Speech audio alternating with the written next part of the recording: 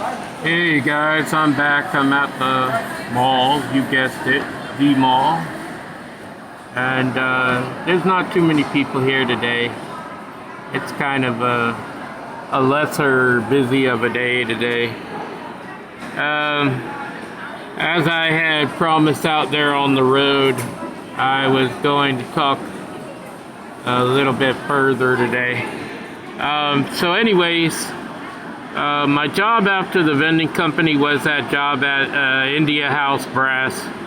It was an Indian guy, and he had a lot of money, and he owned a lot of warehouses in one area, and he hired a lot of Vietnamese people, and I met some girls over there. I told you about that in the video with my ex-wife driving around in circles around the plant. But after that place, I went to a place called American Dehydrated Foods in Social Circle, Georgia. And I got a job. I did packing over there for a while. And you had to use this forklift to take the bags down because they were 2,000 pounds bags. And then I moved to the dryers. And I got certified in the dryers, and then moved to the evaporator. And I did basically all the jobs there. As a matter of fact, I was the only guy on my shift, which was the third shift, that actually had certified in everything. And then I ended up meeting this guy named James, who became our supervisor. And the reason why he did was because of my manager. My manager got mad at us for making a joke one day, and he blew it all out of proportion, and he was ready to fire the whole lot of us, you know. But then he brings in this guy James, who decides to leave the plant in the middle of the night and go off and mess around with these girls in Atlanta, which was like, I don't know, maybe an hour and a half drive away. And then he would come back, you know, like 6 o'clock in the morning, you know, just before the shift manager and that came in. So nobody really knew about it, and everybody kind of covered for him in that. I didn't say nothing, you know, but I didn't like the whole situation either, and it was just garbage from that point on, until finally it came down to James and I having it out. He was in the Navy and I was in the Army, so that didn't mix anyways. And I got in the fight with him, and he didn't last very long, let's just put it that way. And then he brought me to the office and we had a talk, and I got rode up. And here he is the one that's doing all of this stuff, and he's the one that started the fight anyway, you know. Like I said, a lot of people like to start fights with me, but they don't like to finish them because they don't know how. You know, I'm not Mr. Billy Badass. I never would call myself that, but I do know how to take care of myself, and I've always done that just in that manner. But, you know, it's always been that way. So finally I decided I was going to leave. I didn't even want to deal with that company any longer, and I just up and left.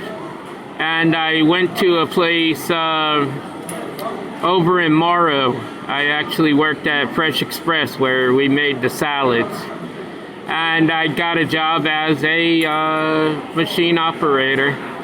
I was a PMO, a production machine operator, and I worked with the scales and that. You know, you had a certain salad that would get on the scale, and then it would vibrate off into these little metal pouches, and then those pouches would all open and give a certain amount of weight for each bag, and then it would press together and actually form a bond on the bag so that it was, you know, airtight inside so that the salad wouldn't go bad fast. And I worked there for a while, and then after I ended up leaving that place, I went to a place called Griffin Industries where I ran the cooker. I told you all about that. And after I dealt with the cooker, then I ended up driving a taxi cab, and I did that for a while, and I invested some of my money, and I got into restaurants and driving a taxi at the same time. And then like I said, after dealing with that woman in the Philippines, everything just went south, and I started losing everything. I lost everything, and then now I'm back here in the United States, and I'm not going to tell you what I'm doing right now. I'm sorry to tell you that.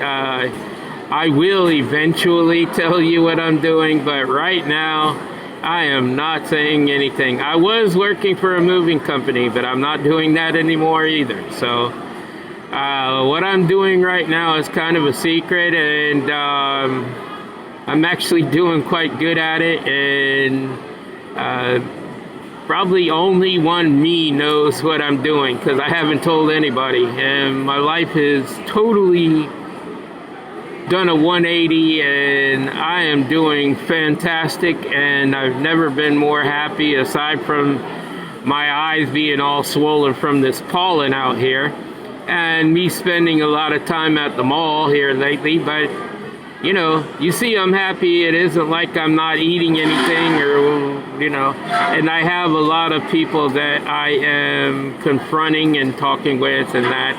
So a lot of things are working in my benefit, and I really, really, really, really, really love what I'm doing right now, and I wouldn't give it up for the world. I'm very grateful, and I'm very thankful and overwhelmed for everything that's going on with me.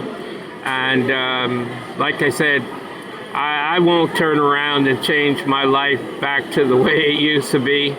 It's just going to continue forward like it is right now. And everything that I had dreamed of doing back in my past, I'm just bringing it right on in. Hey, let's try that out. I used to want to do that, and then there I am. So that's pretty much it in a nutshell, guys. I hope you all are doing well. I love you so very much. Love yourself, love God, and by all means, people, love each other. Until next time, thank you for your time. See you later.